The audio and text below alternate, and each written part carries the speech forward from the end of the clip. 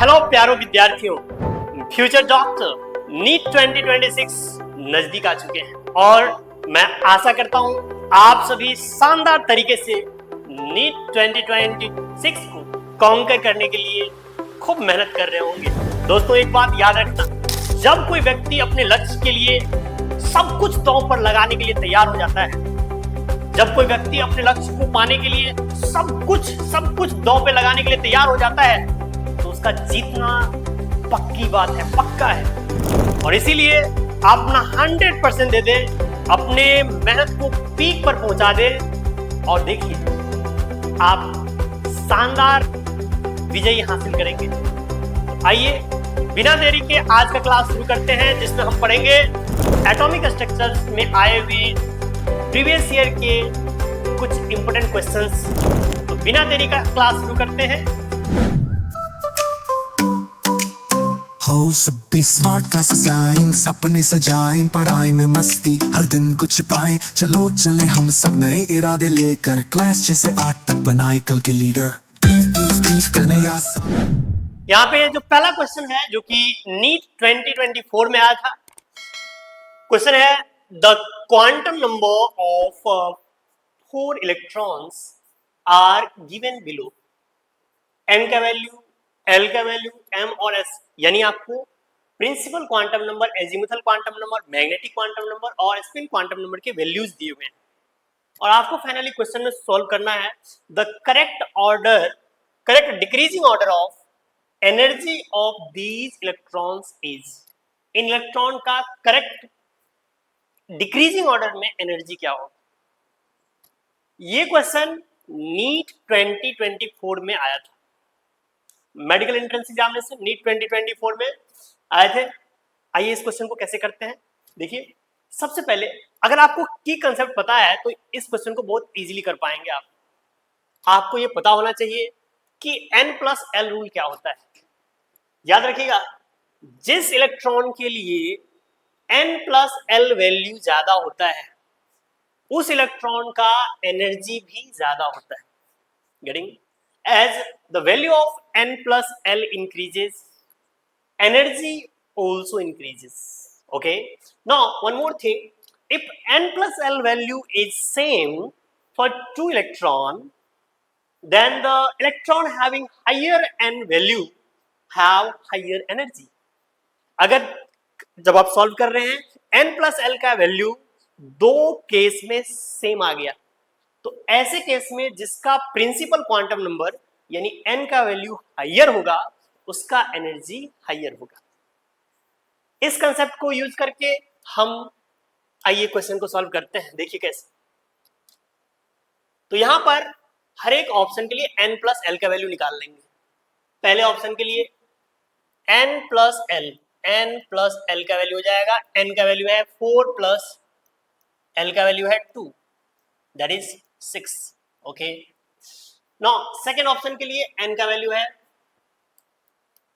n का value आपको 3 दिया हुआ है और l का वैल्यू आपको 2 दिया हुआ है, तो ये 5 आ गया।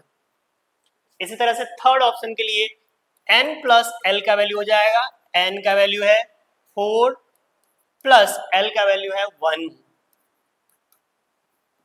तो ये 4 + 1 दैट इज 5 आ गया। नेक्स्ट ऑप्शन के लिए n का वैल्यू है, n+l का वैल्यू हो जाएगा 3 + 1 एंड द वैल्यू इज 4। ठीक है। अब यहां पर हर एक का n+l वैल्यू दिया हुआ है, लेकिन यहां दो केस में n l का जो सम है वो सेम आ गया। अब ऐसे केस में क्या करना है हमें, जो रूल नंबर सेकेंड अभी बताया मैंने आपको वो यूज करना है। यहां पे देखिए, यहां पे n का वैल्यू, n+l तो सेम है दोनों में, लेकिन n का वैल्यू यहां पर 3 है और इसमें 4 है, तो n का वैल्यू कहां पे ज्यादा है, यानी प्रिंसिपल क्वांटम नंबर इस केस में ज्यादा है, तो इसका एनर्जी क्या होगा, इसके कंपैरिजन में हायर होगा। गेटिंग? नाउ अब आप इजीली बता सकते हैं कि सबसे ज्यादा एनर्जी किसका होने वाला है। तो जिसका n+l वैल्यू सबसे ज्यादा यानी 1 का एनर्जी इस केस में सबसे ज्यादा होगा। तो 1 का एनर्जी सबसे ज्यादा है। ओके, देन अब यहां पे सेकंड और थर्ड में, इस केस में एनर्जी हाइयर होगा, तो इसके बाद आ जाएगा थर्ड, उसके बाद हो जाएगा सेकंड, और सबसे कम n प्लस एल वैल्यू है फोर्थ का, तो ये हो जाएगा। तो इसका आंसर अब आप देख सकते हैं कौन सा ऑप्शन हो जाएगा। तो जब हम चेक करें तो इसका आंसर हो जाएगा 1324, 1324, that is second option is the right answer of this question. I hope आपको क्लियर हुआ होगा। तो ये एक इंपॉर्टेंट क्वेश्चन है, ऐसे क्वेश्चन फ्रीक्वेंटली नीट में आते हैं, n प्लस एल से रिलेटेड, क्वांटम नंबर से रिलेटेड क्वेश्चन, तो आप ये आइडिया जरूर रखेंगे। ओके, आइए मूव करते हैं नेक्स्ट क्वेश्चन की तरफ। Let's move to the next question. तो इसका आंसर सेकंड ऑप्शन हुआ। Now the next question is calculate the energy in joule corresponding to light of wavelength 45 nanometer, Planck's constant h का value दिया हुआ है 6.63 into 10⁻⁻34 joule second, speed of light is given, और हमें निकालना है। ये नीट या उस समय एआईपीएमटी हुआ करता था, 2014 का क्वेश्चन है। चलिए देखते हैं कैसे करेंगे इस क्वेश्चन को। सबसे पहले तो यहां पर आपको जो गिवन डेटा है उसमें आपको वेवलेंथ दे रखा है, यहां पे वेवलेंथ दे रखा है आपको, wavelength that is lambda, the value of lambda is 45 nanometre, and this 45 nanometer means 45 into 10⁻⁻9 metre. Okay, अब हमें इस क्वेश्चन में एनर्जी निकालना था, तो एनर्जी का फॉर्मूला होता है energy is equal to hc by lambda. h का वैल्यू है प्लैंक्स कांस्टेंट, जिसका वैल्यू दिया भी हुआ है क्वेश्चन में, वैसे याद भी रहना चाहिए, 6.63 into 10⁻⁻34 into hc, c का वैल्यू है लाइट का velocity, that is 3 into 10⁻8 metre पर सेकेंड, डिवाइडेड बाय लैम्डा का वैल्यू अभी तुरंत हमने देखा कितना है, 45 into 10⁻⁻9 मीटर। ठीक है, अब इसको सॉल्व करना है आपको।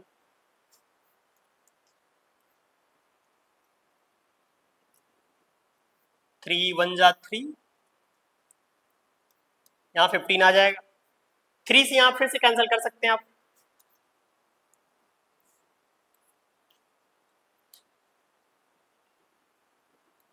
.21। ओके, नो यहां पावर में देख लीजिए, ये 2.21 है। हम एक काम करते हैं, इसमें से एक जीरो ले लेते हैं, तो ये हो जाएगा 22.1/5 इंटू, हमने एक यहां से ले लिया तो 10⁻7 बचेगा यहाँ पे, ये 9 और 7 16 16, 10⁻16, तो माइनस में 34 है और प्लस में 16 है, तो यहाँ पे बचेगा माइनस में 18, तो ये हो जाएगा 10⁻⁻18। अब यहाँ पे इसको लिख सकते हैं 5 4 जा 4.42 इंटू 10⁻�18। तो इस तरह से फाइनली आप एनर्जी इजीली निकाल सकते हैं। एनर्जी का फाइनल वैल्यू कितना आया, 4.42 into 10⁻⁻18 joule. This will be the answer of this question. तो इसका कौन सा करेक्ट आंसर हो जाएगा, fourth option. Fourth option is the right answer of this question. आसान क्वेश्चन है, बस फॉर्मूला आपको याद है, पुट करेंगे सीधे आंसर। आइए मूव करते हैं अगले क्वेश्चन की तरफ। Let's move to the next question.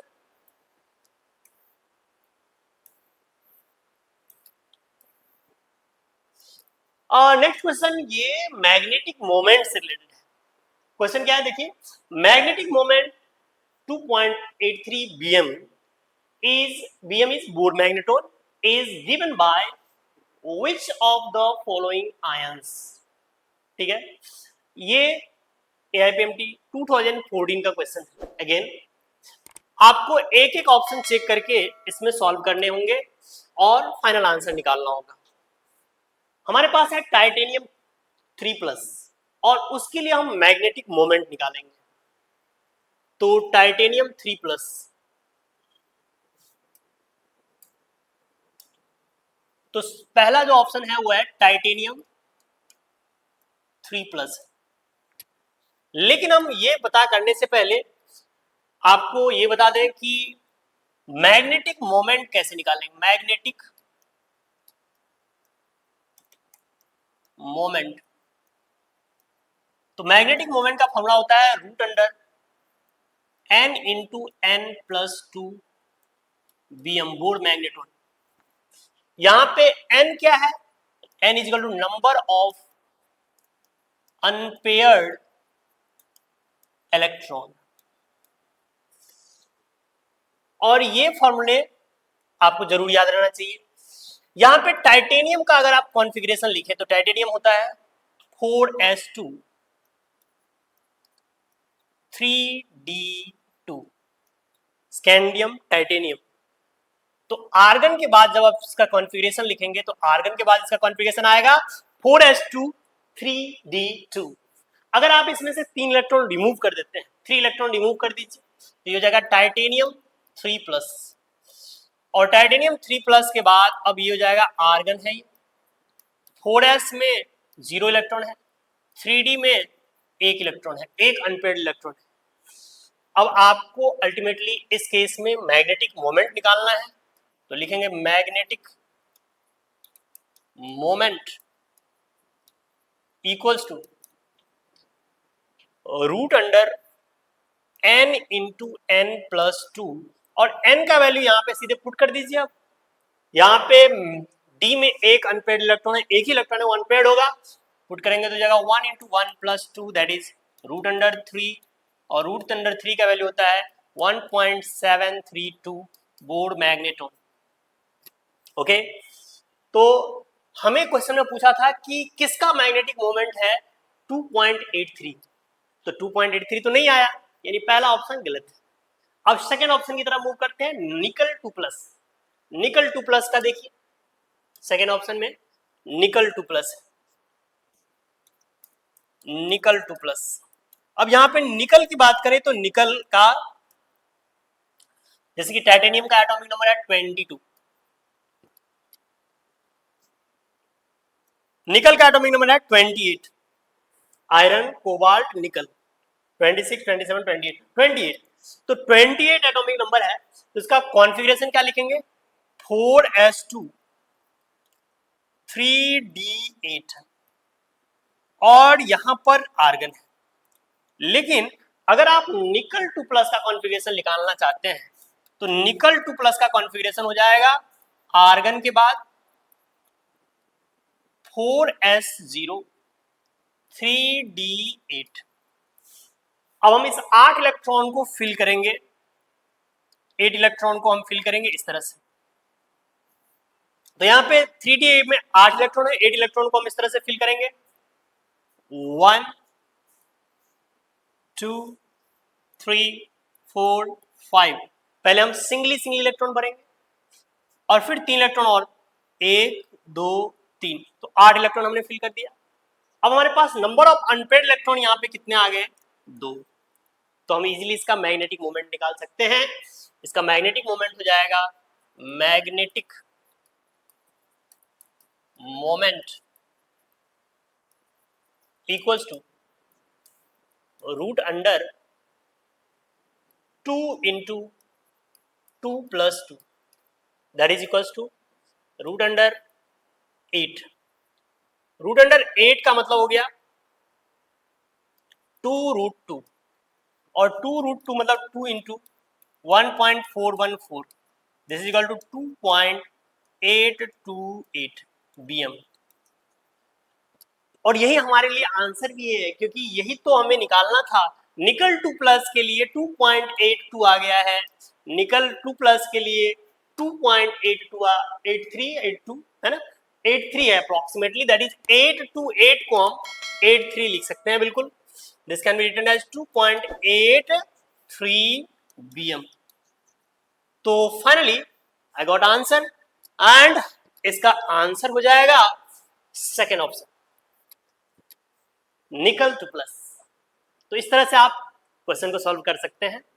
आइए मूव करते हैं नेक्स्ट क्वेश्चन की तरफ. याद रखिएगा मैग्नेटिक मोमेंट का फॉर्मूला जरूर याद रखिएगा. ऐसे क्वेश्चन नीट का फेवरेट है, कई बार आते हैं, बार बार आते रहते हैं, आप जरूर इसको ध्यान रखेंगे. ओके, आइए मूव करते हैं अगले क्वेश्चन की तरफ. क्वेश्चन है given below are two statement. Statement 1 है the Balmer spectral line for hydrogen atom with lowest energy is located at 5/36 RH centimeter inverse. यानी आपको ये बामर सीरीज के स्पेक्ट्रल लाइन से क्वेश्चन पूछ दिया और इसमें लोएस्ट एनर्जी लेवल के बारे में बात की जा रही है.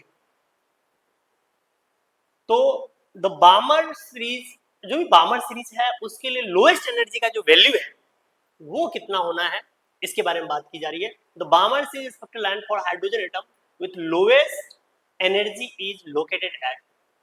ओके, और उसका वैल्यू हमें दे रखा है. स्टेटमेंट 2 है when the temperature of black body increases the maximum of curve intensity and wavelength, intensity versus wavelength shifts to shorter wavelength. Okay, now in the light of the above statement choose the correct answer from the option given below. आइए करते हैं इसको. सबसे पहले आप बामर series देख लें. यहां पर हम कुछ सीरीज ऑफ लाइंस बना रहे हैं, सीरीज ऑफ लाइंस बना रहे हैं. अगर कहीं से भी n इक्वल टू 1 पे जंप करता है इलेक्ट्रॉन, n इक्वल टू 3 से, n इक्वल टू 4 से, n इक्वल टू 5, 6 या n इक्वल टू 7 से, कहीं से भी n इक्वल टू 1 पे जंप करता है तो इसको आप बोलते हैं Lyman series. Lyman series spectral lines में. और कहीं से भी n इक्वल टू 2 पर जब जंप करता है तो उसको हम बोलते हैं बामर series. This is basically बामर series. तो ये है बामर सीरीज हमारे लिए.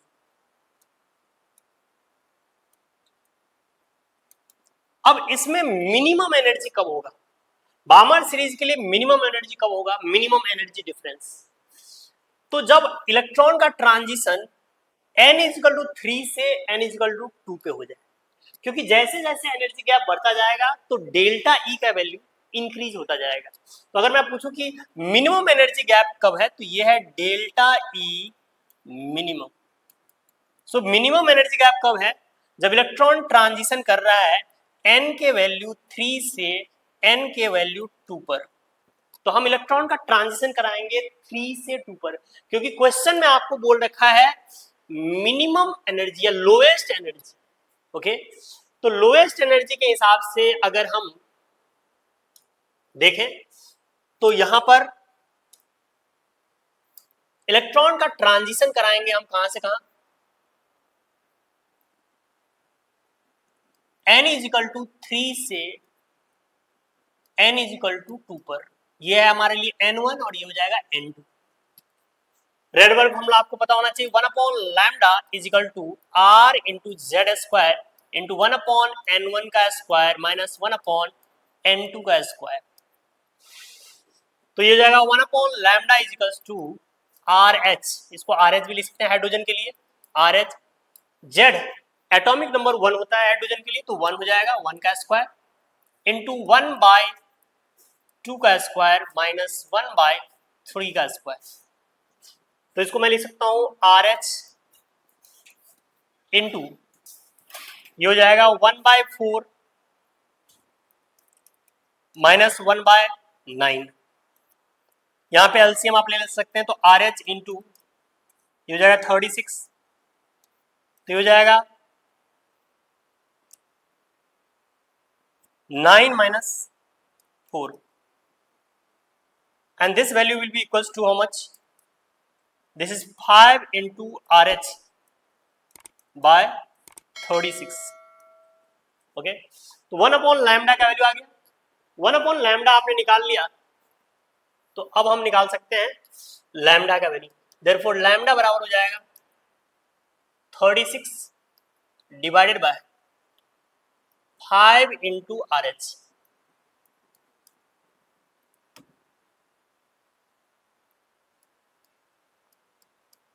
ये इसका उल्टा कर देंगे, तो 1 अपॉन लैम्डा हो गया 36 अपॉन 5 इंटू RH. जबकि अगर हाँ 1 अपॉन लैम्डा, एक्चुअल में आपको जो यहाँ पे यूनिट दे रखा है वो सेंटीमीटर इनवर्स में दे रखा है. इसका मतलब ये 1 अपॉन लैम्डा वेव नंबर का वैल्यू है. तो हम यहीं पे क्वेश्चन को रोक सकते थे.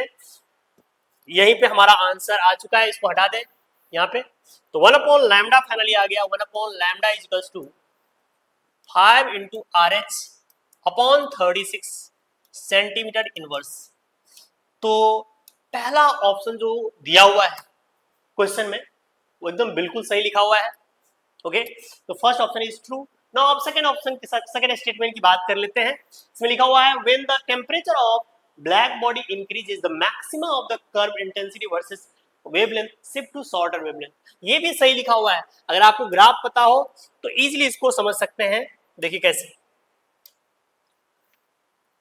ब्लैक बॉडी रेडिएशन के लिए आपने ये ग्राफ जरूर पढ़े होंगे. हम एक्स एक्सिस पर वेवलेंथ लेते हैं, वेवलेंथ लैम्डा, और वाई एक्सिस पर हम इंटेंसिटी लेते हैं,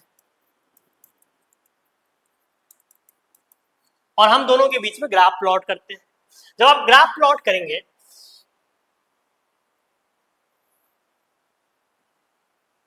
तो ये मान लीजिए T1 टेम्परेचर पे ग्राफ और T2 टेम्परेचर पे ग्राफ इस तरह से शिफ्ट हो जाता है. This is T2 temperature. ये जो इंटेंसिटी का पीक पॉइंट है, मैक्सिमम इंटेंसिटी का, इसको आप लैम्डा 1 मान सकते हैं, इसको आप लैम्डा 2 मान लें. बट ये मैक्सिमम वेवलेंथ. तो अगर हम टेम्परेचर की बात करें यहाँ पे, ये टेम्परेचर T2 मोर देन है T1. तो बेसिकली अगर गौर से देखिए आप, तो जैसे हमने टेम्परेचर बढ़ाया है तो जो मैक्सिमम वेवलेंथ है लैम्डा मैक्स, मैक्सिमम वेवलेंथ, उसका वैल्यू कम हो गया है, यानी वेवलेंथ का वैल्यू डिक्रीज हुआ है.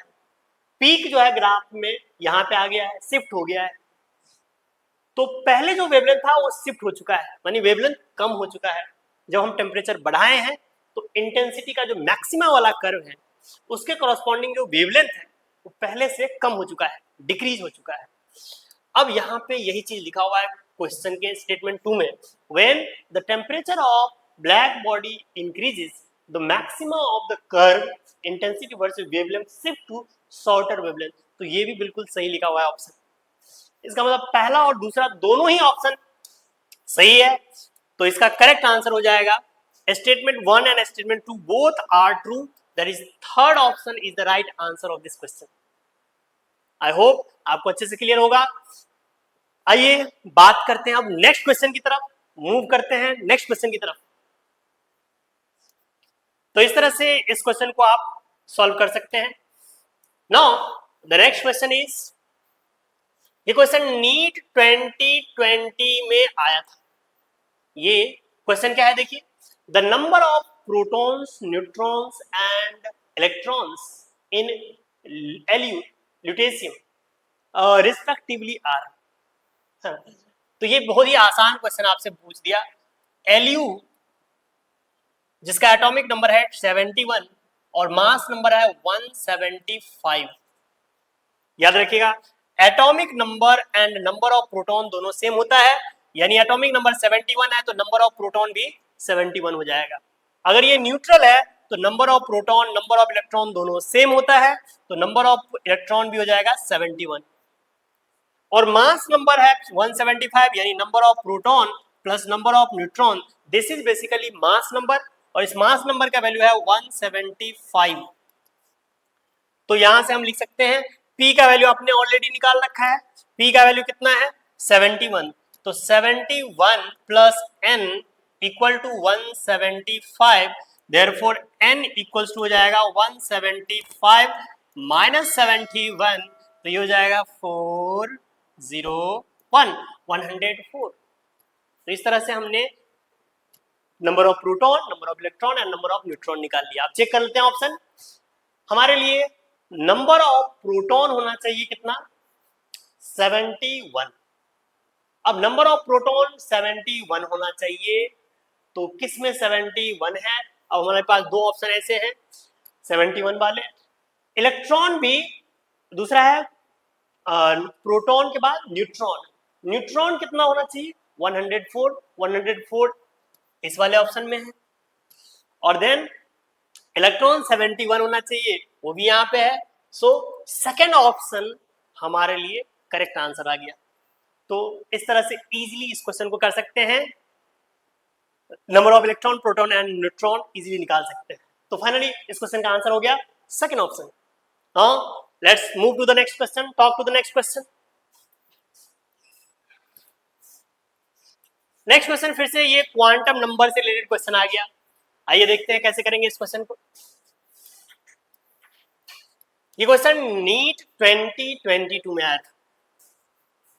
क्या क्वेश्चन है, यहाँ पे आपको क्वांटम नंबर n और l का वैल्यू दिया हुआ है और उसके ऑर्बिटल के बारे में बता दिया है। यहाँ पे अगर एक चीज पता हो आपको, l के बेसिस पर हम किस तरह से लिखते हैं। देखिए n का वैल्यू 2 है तो यहाँ पे 2 है, ये बिल्कुल सही लिखा हुआ है। n का वैल्यू 3 है और यहाँ भी 3 लिखा हुआ है, ये भी ठीक लिखा हुआ है। n का वैल्यू 3 है और लेकिन यहाँ पे 2 है, बट ऐसे हम नहीं चेक करेंगे। हम क्या करेंगे, n और l दोनों को देखेंगे। सबसे पहले आपको जानकारी होना चाहिए, अगर l का वैल्यू 0 है, अगर l का वैल्यू 0 है तो याद रखिए वो s ऑर्बिटल होगा। अगर l का वैल्यू 1 है तो वो p सबसेल है। l का वैल्यू 2 है तो वो d सबसेल हो जाएगा, और l का वैल्यू अगर 3 है तो वो f सबसेल हो जाएगा। तो यहां जो क्वेश्चन में है n का वैल्यू 2 और l का वैल्यू 1, इसका मतलब ये 2 और l के वैल्यू 1 के मतलब 2p, ये 2p हो जाएगा हमारे लिए सबसेल का वैल्यू। 3 और 2, l का वैल्यू 2 मतलब d, तो इसको हम लिखेंगे क्या, 3d। ये 3 और l का वैल्यू 0 है, l का वैल्यू 0 का मतलब s, तो ये 3s हो जाएगा सबसेल। और n का वैल्यू 2 है तो 2 और l का वैल्यू 0 है तो 0 का मतलब s, ये 2s हो जाएगा। अब आप देख लीजिए किसके साथ मैच कर रहा है। तो यहां पर a की मैचिंग 3 के साथ हो रहा है, b की मैचिंग, a की मैचिंग 3 के साथ, a की मैचिंग 3 के साथ दो ऑप्शन में है। ओके, देन b की मैचिंग जो है, b की मैचिंग जो है वो फोर्थ ऑप्शन के साथ हो रहा है। तो b की मैचिंग फोर्थ ऑप्शन के साथ इसमें भी हो रहा है, इसमें भी हो रहा है। नेक्स्ट c की मैचिंग, c की मैचिंग हो रही है सेकेंड ऑप्शन के साथ। तो c की मैचिंग हो रही है सेकेंड ऑप्शन के साथ, ये सिर्फ लास्ट ऑप्शन में हो रहा है। और d की मैचिंग हो रही है फर्स्ट ऑप्शन के साथ, d की मैचिंग फर्स्ट ऑप्शन के साथ। तो इस तरह से इसका आंसर हो जाएगा fourth option. So 4 is the right answer of this question. की कंसेप्ट क्या है ये पता होना चाहिए आपको, तो आप इजीली इस क्वेश्चन को सॉल्व कर लेंगे। तो ये है क्वांटम नंबर से रिलेटेड क्वेश्चन। आई होप आपको अच्छे से क्लियर हुआ होगा। तो इस तरह के क्वेश्चन में बस आपको कंसेप्ट क्लियर है तो इजीली क्वेश्चन को सॉल्व कर सकते हैं। आइए मूव करते हैं नेक्स्ट क्वेश्चन की तरफ। नेक्स्ट क्वेश्चन है, which of the following pairs of ions are isoelectronic and isostructural? isoelectronic, isostructural दोनों पता करना है हमें। ओके, ClO3 माइनस है, ClO3 minus, ClO3 minus. Next ClO3 minus के साथ है CO3 2 माइनस, CO3 2 माइनस। अब हम पहले पार्ट में देखते हैं। Iso electronic means number of electron same होना चाहिए, और आइसो स्ट्रक्चरल मीन्स शेप एक जैसा होना चाहिए, स्ट्रक्चर एक जैसा होना चाहिए। तो पहले वाला जो है इसमें नंबर ऑफ इलेक्ट्रॉन पहले निकाल लेते हैं। क्लोरीन का एटॉमिक नंबर 17 है तो 17 इलेक्ट्रॉन होगा इसमें, प्लस ऑक्सीजन का एटॉमिक नंबर 8 है तो 8 इलेक्ट्रॉन होगा इसमें, 8 × 3, और प्लस एक निगेटिव चार्ज है तो यहाँ पे हो जाएगा 17 प्लस 1, तो ये हो गया 42। तो इसमें नंबर ऑफ इलेक्ट्रॉन 42 हो गए। अब इसके लिए कैलकुलेट कर लेते हैं, तो ये हो जाएगा 6 प्लस 8 × 3 प्लस 2, 6 प्लस 2, तो ये हो जाएगा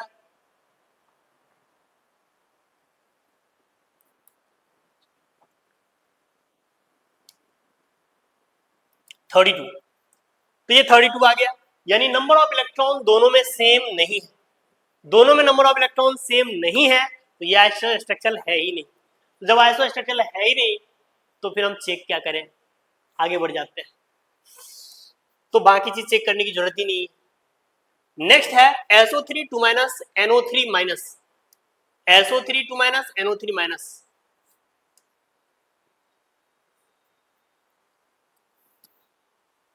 SO3 2 minus, SO3 2 minus and NO3 minus, NO3 minus,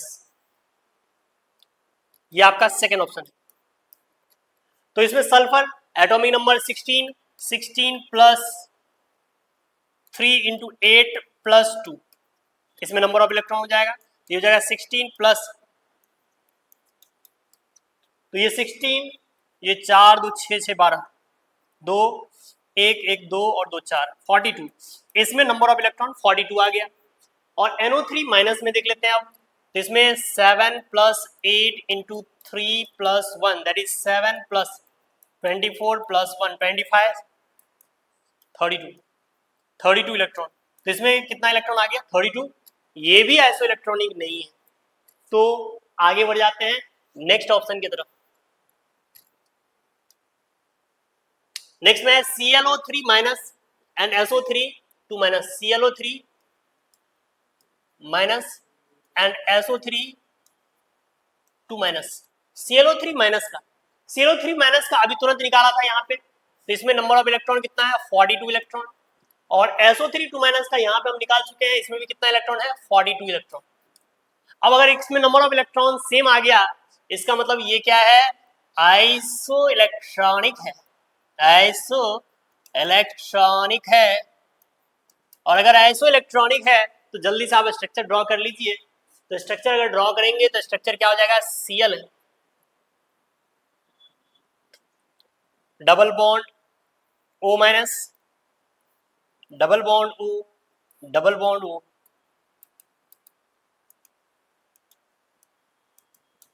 तो यहां पे देखें कितना हो गया बॉन्ड, 2 2 4 और एक 5 और एक लोन पेयर। तो इस तरह से ये ClO3 का स्ट्रक्चर हो गया trigonal pyramidal, this is trigonal pyramidal.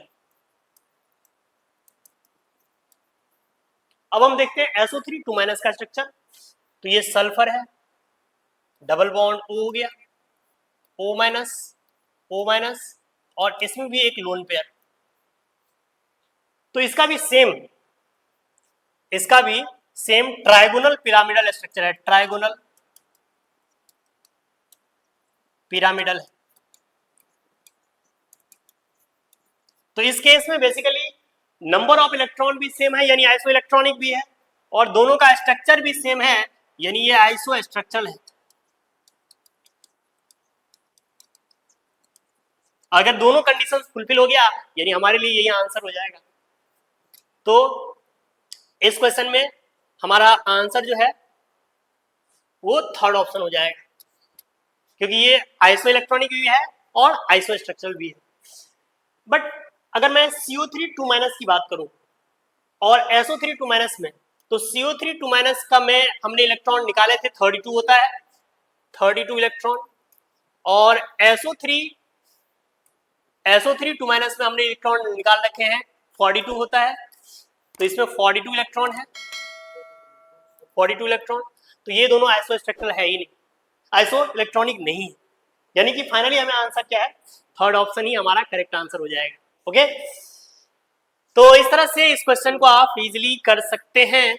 अब हम मूव करते हैं आगे, लेकिन आगे और क्वेश्चन नहीं है, तो फिलहाल इस तरह से हमने नीट के कुछ इंपोर्टेंट क्वेश्चन डिस्कस किए। आई होप आपको अच्छे से क्लियर हुआ होगा। आपसे मिलते हैं नए वीडियो में कुछ और इंपोर्टेंट क्वेश्चन के साथ। तब तक के लिए अपना ख्याल रखिए और पूरे जोश और जुनून के साथ अपने एम्ड एग्जाम के लिए 100% एफिशिएंसी के साथ, फुली फोकस्ड माइंडसेट के साथ लगे रहिए। तब तक के लिए धन्यवाद।